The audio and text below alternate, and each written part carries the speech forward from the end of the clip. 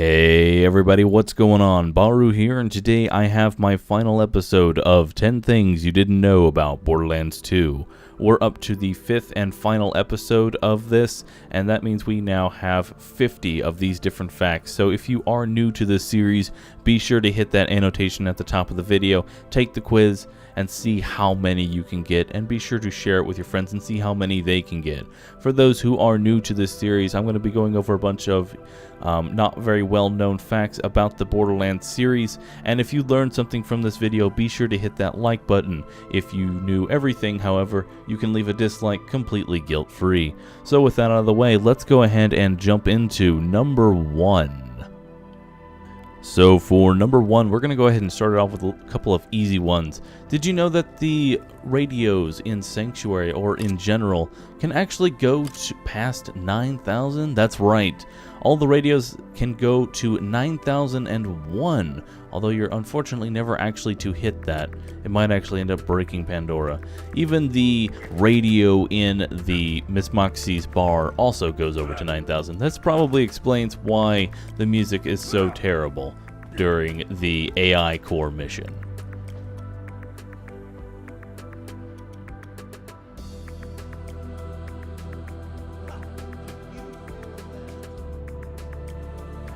Now coming in at number 2, did you know that the fire rate of Jacob's sniper rifles are actually based on the rarity of the gun?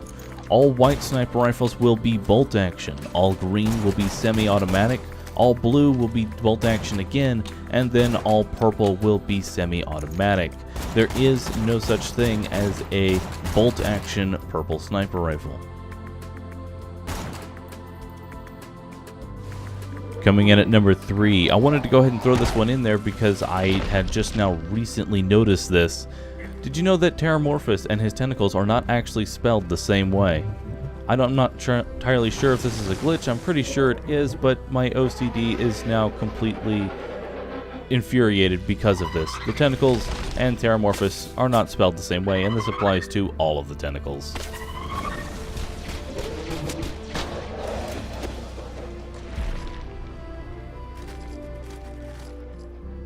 And now for number 4. In the Rusty Yards, there's actually a purposefully broken texture on one of the boats next to the fast travel. You'll notice that it has this texture just blinking and saying missing texture in a bunch of different fonts. Now, I feel this is intentional and more of a joke because missing textures in Borderlands 2 always show up as blue and white blocks and not this sort of flashing text.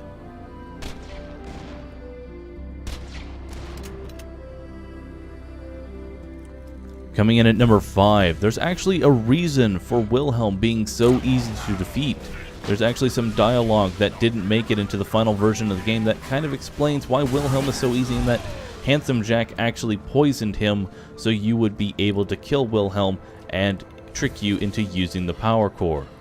Poor Wilhelm was never the same, but we will be able to see his true form in the pre-sequel.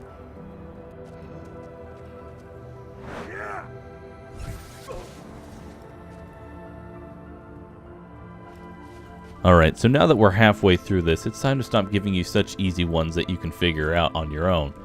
Did you know that Tiny Tina's eye twitches to the right? Of course you did. Everyone knows that. But did you know that's actually a glitch and unintentional? There's actually a lot of quirks about Tiny Tina that are completely unintentional and glitchy in the game. But the developers decided to keep it in because they felt it matched Tiny Tina's personality, and that most of her is just a walking glitch, but it sort of worked out to be the Tina that we know and love.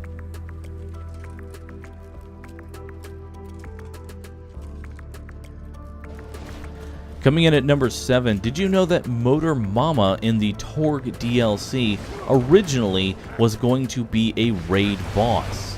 That's right, the Torg DLC originally was going to have 2 raid bosses included in the DLC, but for some reason Motor Mama was never actually, her raid version was never actually finished and implemented in the game. However, she does have a few raid boss files in the game still, and you'll notice that the ammo containers, which are a staple to the raid boss fight, are still littered all around the room.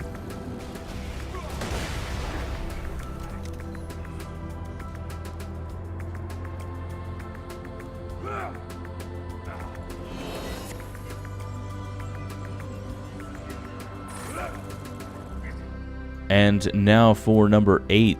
Did you know that when you beat the game, you actually keep your save data for fast traveling?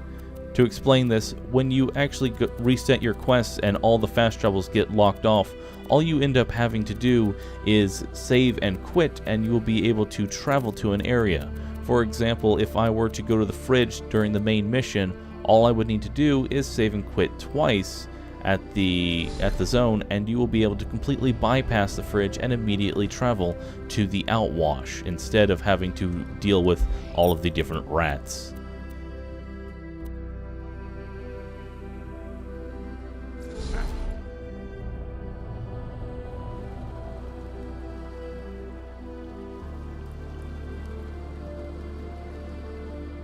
And now for number 9. This one goes over the Vault Hunter's Relic.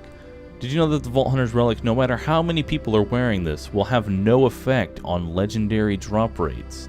That's right, the Vault Hunter's Relic, all it does is reduce the common percent by 5 and increases the rare percent by 5. It's just transferring that percentage to the rare and actually has no effect on very rare, E-Tech, legendary, or uncommon drops in any way. No matter how many people are wearing this relic, you will not have an increased chance to get a legendary. This also will not help you get a Cobra because in the game files, while it may be a blue, it is still registered as a purple sniper rifle. And now for the final one, number 10. Did you know that the developers and the person who balanced the difficulty of Veracitus actually had a bet on whether or not I could beat this boss within the first few hours of the DLC being released? And its difficulty was actually kind of centered around being able to kill it. While this may actually sound kind of selfish, it's actually very true, and I got to talk with the developer firsthand at Community Day, which I find kind of interesting that this sort of happened.